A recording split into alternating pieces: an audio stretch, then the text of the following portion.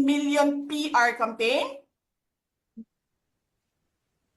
Pinastos pa nila ako ng mga pagsisinungaling nila na kesyo taksil, kesyo korap, abusado.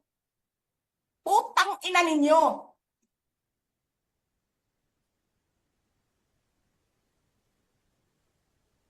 Sino ang korap?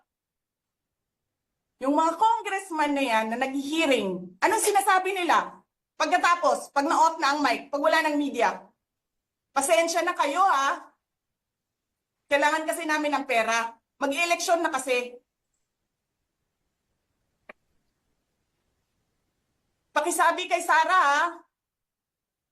Hindi ko naman gusto tong ginagawa ko eh. Eh putang ina, hindi mo pala gusto ginagawa mo eh. Bakit mo sinisira pangalan ko?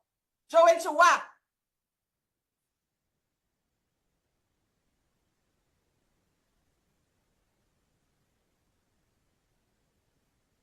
Ganyan. Ganyan ang bansa. This country is going to hell because we are led by a person who doesn't know how to be a president and who is a liar.